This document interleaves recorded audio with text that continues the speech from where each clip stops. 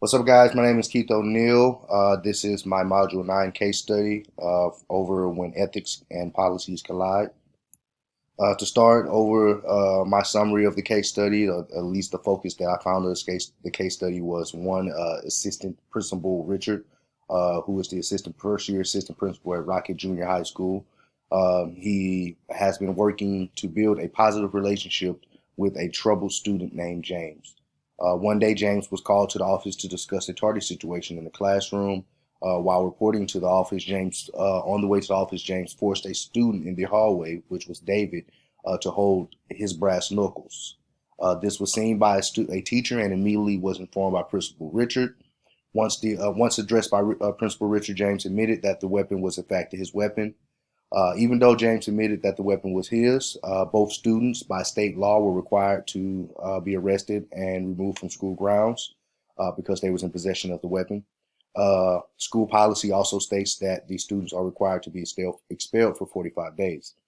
Principal Richard did not approve of this policy only because James did admit that he was the person in the wrongful act, but yet these policies had to be excuse me, had to be, accomplished. The legal and ethic issues over this case study. So the legal issues that I found in the case studies were that both students were in possession of the brass knuckles on school grounds, and both students were potentially transported to the detention facility.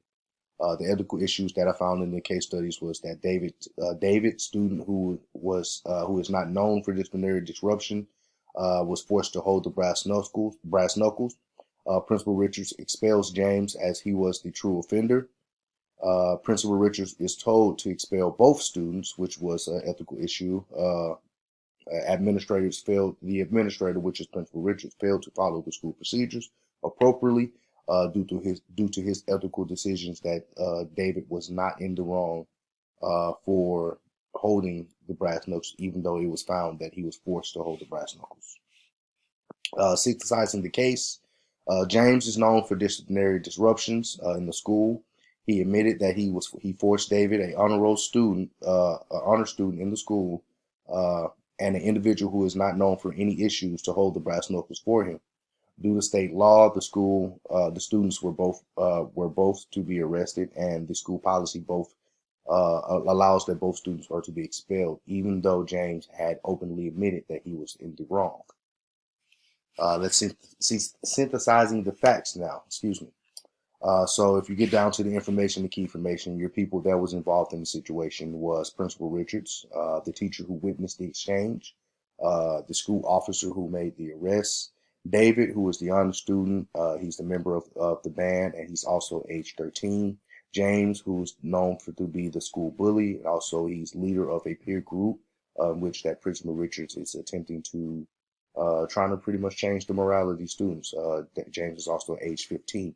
The place that this happened was at Rocket Junior High School in the school halls.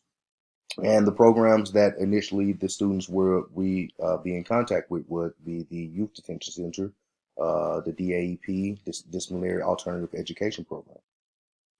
Reviewing the facts. So all stakeholders should be basically immediately informed of the situation as well as how to handle the situation, how the situation was handled.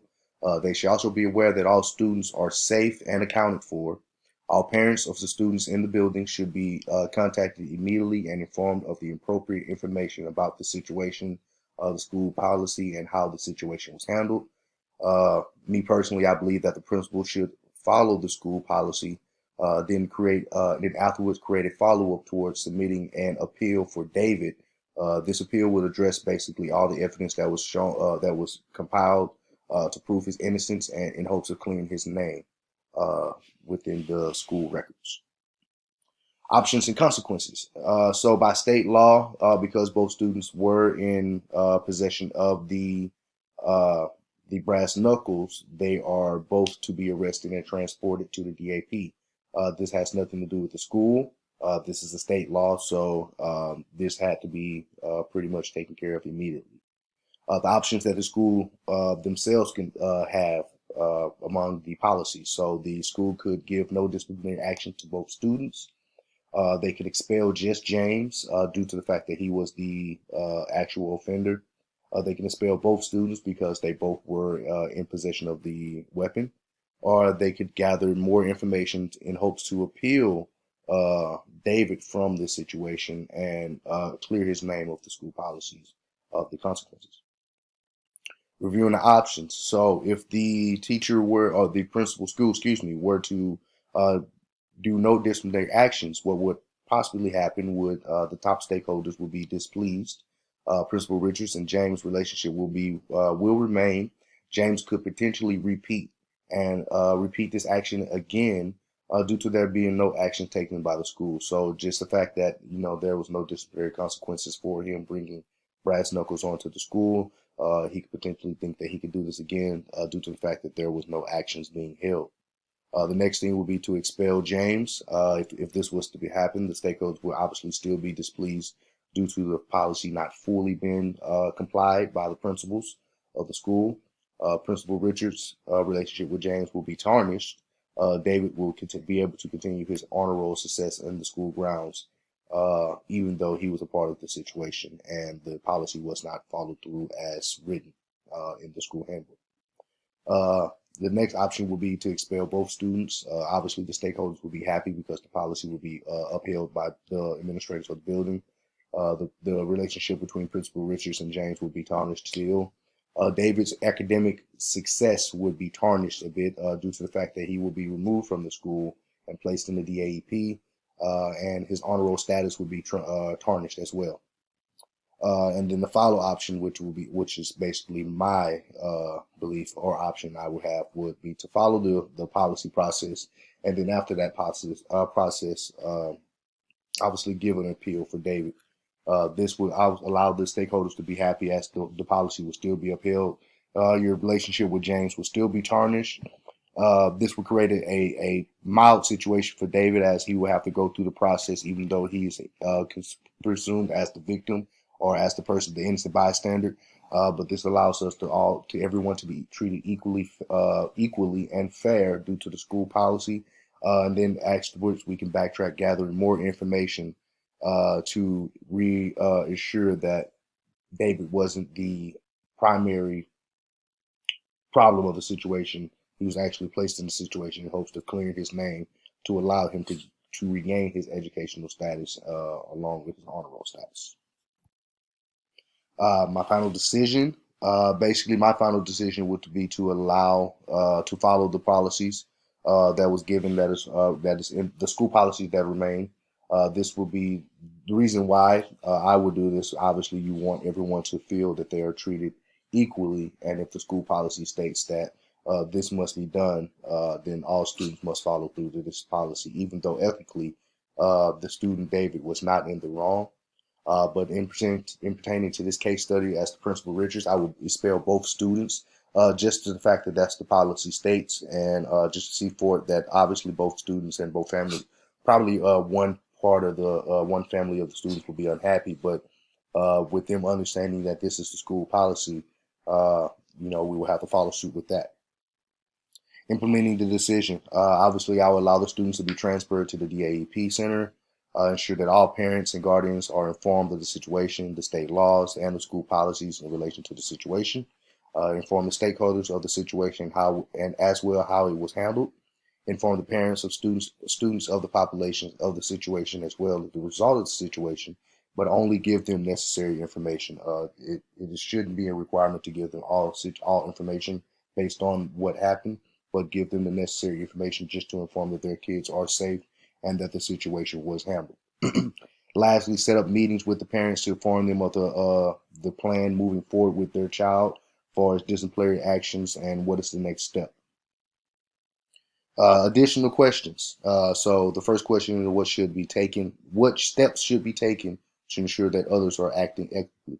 I feel that the main steps that should be taken to ensure that everyone is acting ethically would be to pretty much represent those basically set a foundation of ethical standards, and then demonstrate those ethical standards to those around you to ensure that they understand how to properly maneuver with those sense of ethics in the workplace or in any sense of environment.